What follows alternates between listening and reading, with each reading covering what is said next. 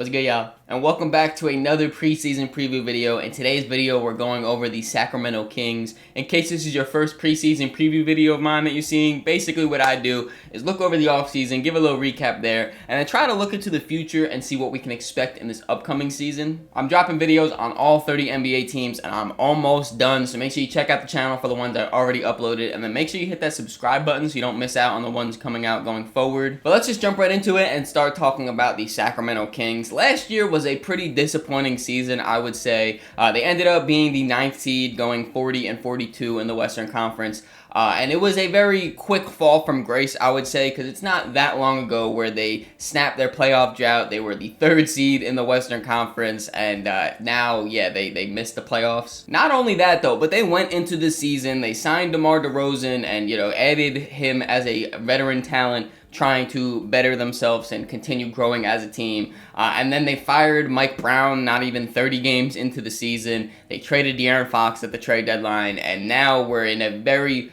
weird situation for this franchise where they're not really rebuilding, they're not really competing, they're kind of just in this limbo area right now. Sometimes a team being in that limbo makes them all the more intriguing though, especially when you look at what moves they made, trying to figure out like where their head's at in this real confusing spot. It is pretty intriguing to me. So we might as well get right to it and start talking about the offseason that the Sacramento Kings had, because they did make some moves. I want to start by talking about the guys that they lost this offseason before we talk about the guys they brought in. And it really wasn't anyone too insane. The number one free agent that they lost this offseason was Trey Lyles. He was one of the guys that played the most games for them last season, was a staple in their rotation for the last few seasons now. He currently still is sitting in free agency at the time of recording this video. And I'm not going to sit here and act like Trey Lyles is one of the best role players in the league and this is a huge loss for them, but I do think that they could miss a little bit of Trey Lyles' combination of size and shooting. Not a lot of players are able to have, those big bodies able to run those bigger positions, like some 4s, maybe even some 5s we've seen Trey Lyles run,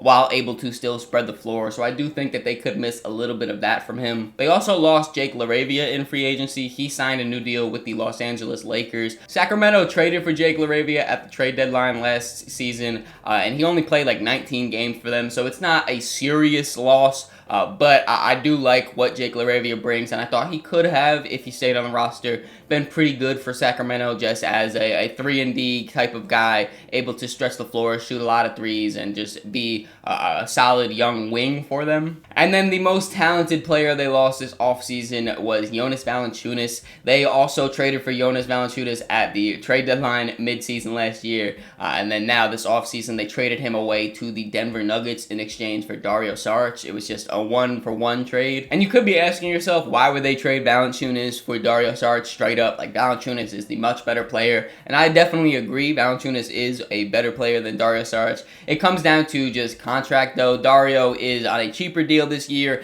and also expires at the end of this year, so he'll be a free agent. His money is off the books. Valanciunas is under contract for this year and next year, so he, it just kind of opens up a little bit more cap space and more flexibility for the Sacramento Kings. Now to talk about the more interesting guys, and that is of course the guys that are coming to Sacramento this offseason. I want to start by talking about the free agents they signed, more specifically Dennis Schroeder. They signed him to a 3-year, $45 million contract, so he'll be making about $15 million a year. And this is coming off of Schroeder's incredible playoff series with the Pistons last year versus the New York Knicks. He was, bounced around the league last year a lot. He started off on the Brooklyn Nets, played really good as their starter, got traded to the Golden State Warriors, really didn't fit their system, didn't really play too well. Then he got traded again to the Detroit Pistons, and like I said, had an incredible playoff series versus the Knicks for them, and now that earned him this big old contract in Sacramento to be their starting point guard. And I really do like Dennis Schroeder. I think that he is as solid as it comes at your point guard position, whether he is your starter or your 6th man, whatever it is, he's going to come in, compete, and do a point guard's duty, and that is create his own shot, create shots for other people, and compete defensively. Those 3 things, if your point guard is doing that, you're in a pretty good spot. And obviously, since they traded De'Aaron Fox at the last year's trade deadline, there is a wide open spot at point guard, and I do think that Dennis Schroeder is, like I said, it's very solid, but a good like bridge point guard. I don't think that he is going to be on this team when they are competing at a super high level,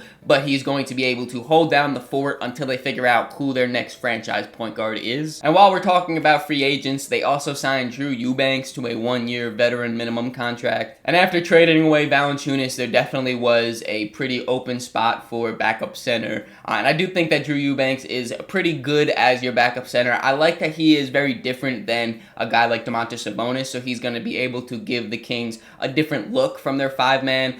He's a little bit smaller, a little bit more versatile defensively, not even a little bit, very much more versatile defensively, where he's able to switch a little bit better, operate on the perimeter a little bit better, and just all around be more of a athletic guy that still has that size. And he's more of your traditional low maintenance big, where he's going to set the pick, he's going to roll hard, he's going to rebound, he will block some shots. And again, when you have such a dynamic center like Domantas Sabonis, he doesn't have a lot of those qualities. Obviously he is more impactful from the offensive end, from the rebounding aspect, but a guy like Drew Eubanks could even play alongside Sabonis in some double big lineups, but also just, again, give them a different look at the center position. And then the most intriguing player they're bringing in this offseason is, of course, Nick Clifford, the 23-year-old rookie drafted 24th overall. I like this draft choice of Nick Clifford. He is 23 years old, so he's a little bit older than most rookies you would see in this class,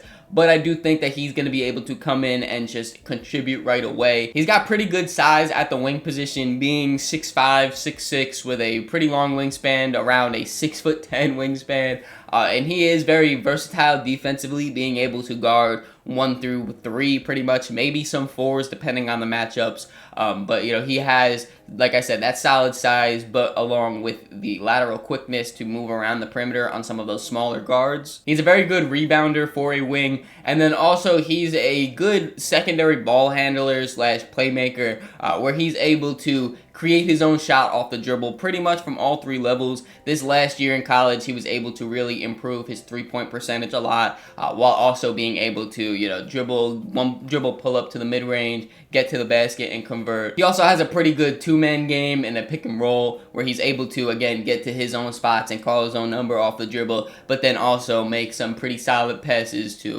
create out of that pick and roll. The one thing I do think he needs to be a little bit better at is scoring off the ball and being still impactful off the ball, whether that's improving his catch and shoot threes or his cuts, whatever it is. I do think that that's one area to really improve on. But I do like this draft choice, and I do think that he could be very impactful for Sacramento early on. And then last but not least, before we move on, even though it's not technically a new addition, Sacramento did re-sign one of their own free agents, and that is, of course, Doug McDermott. They re-signed him to a 1-year veteran minimum contract. And now that we recap the offseason, let's take a look at a potential rotation we could be seeing from Sacramento. In their starting lineup, we have Dennis Schroeder, Zach LaVine, DeMar DeRozan, Keegan Murray, and Domantas Sabonis. Then off the bench, we have Malik Monk, Keon Ellis, Nick Clifford, Doug McDermott, and Drew Eubanks. So the first thing that jumps off the page when I look at this rotation for the Kings is they are incredibly small.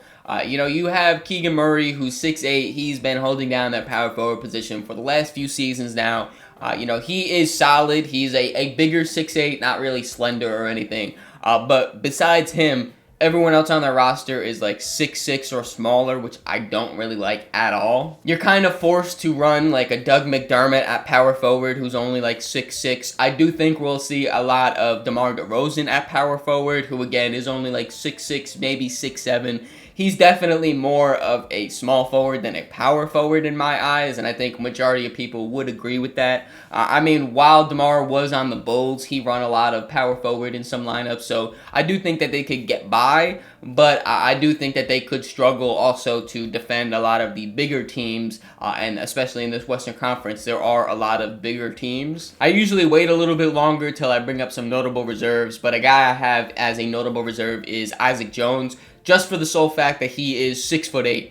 He is able to run some power forward and give them some size, which I do think that could be an issue for Sacramento. When you just look at their top players, though, a big majority of them are just perimeter players. Like, obviously you have Sabonis, who's their best player and is a big man, But then after that, you have Zach LaVine and DeMar, who are wings. You have Malik Monk and Schroeder, who are guards. You know, Keegan Murray, like I said, can run power forward, has been doing it for the last few seasons, but still isn't like anyone super big at that position. Even their wings off the bench of Keon Ellis and Nate Clifford, I mean, they both have attributes where they're able to be more like wings and maybe even some small forwards. But I do think that they both are more classified as guards over anything. So when you look at this roster, they are essentially running 3 guards at their starting lineup, 3 guards off their bench. And I do think that that could give some good to the Sacramento Kings, obviously. I do think that they're still going to be a pretty fast team. I do think that they're going to be a pretty good offensive-oriented team, because when you have scorers like DeMar and Zach LaVine, you add in a guy like Schroeder who's able to orchestrate and get those guys the ball while also being a scoring threat himself. We all know what Malik Monk can do as your 6th man.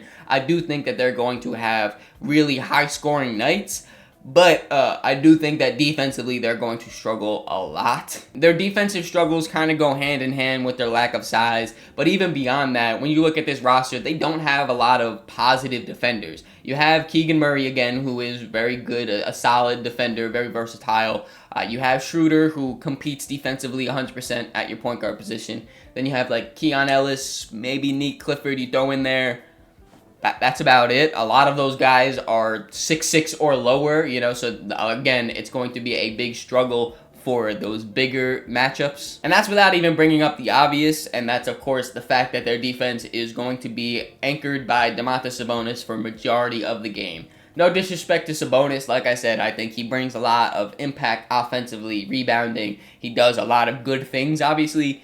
Defensively, though, it's not his skill set. And when you are playing such heavy minutes like Sabonis does, you know, you're just setting your defense up for failure, kind of. And before we move on, I do want to bring up the notable reserves. I already have mentioned Isaac Jones for the size that he can provide them at the 4. I really do think that he could insert himself in this lineup and just be impactful based on his height alone. So I do think that if their size is a big issue, he will be able to be inserted into their lineups. And then I also have Devin Carter here. I really wanted Devin Carter to crack this rotation. It sucks that he started his rookie season off injured, and then, you know, he never really had a real solid, like, big role here in Sacramento since then.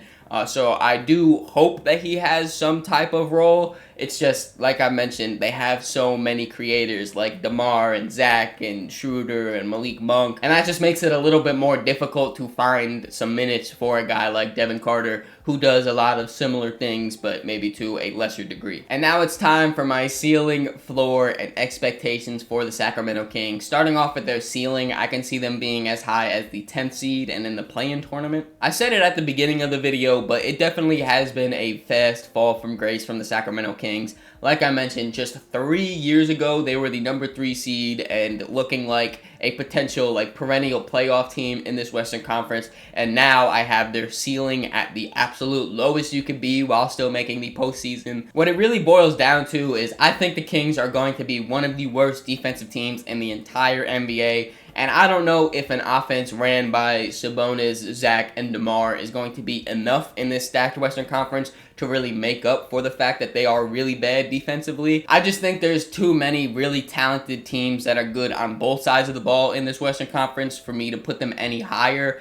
So when they do actually make the postseason as the 10th seed, I do think it would be hard for them to win 2 play-in tournament games to make the playoffs. So at their ceiling, they are play-in losers. At their floor, I have them as low as the 14th seed and in the lottery. Again, no disrespect for you Jazz fans, but if you guys have been watching some of these Western Conference preseason preview videos, you know in my eyes the Jazz are the bottom of the barrel in a tier of their own. So I definitely have the Kings above the Jazz, but I do think that at their floor, they could be just right above them at that 14th seed. And then when you talk about my expectations for the Kings, I expect them to be a little bit higher than that 14th seed, but not by much. I do expect them to be around that 13th seed, and of course in the lottery.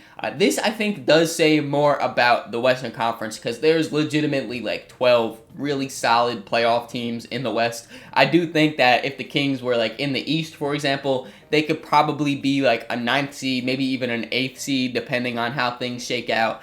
So I don't want this to seem like I'm hating on the Sacramento Kings, Just they're in a very difficult conference. And again, I don't really love their roster, so I do think that they are going to have a pretty rough season being at that 13th seed and, of course, in the lottery. What do you guys think, though? Let me know in the comments below where you think the Sacramento Kings are going to end in this year's standings. And then, of course, how far do you think they will make it in the postseason? Will they make it at all? Let me know what you think in the comments below. Hope you guys enjoyed this video. If you did, make sure to leave it a like, subscribe so you don't miss the next one. In the description, there's links to all my social medias, so make sure you follow me on all those to keep up to date with me. Catch y'all.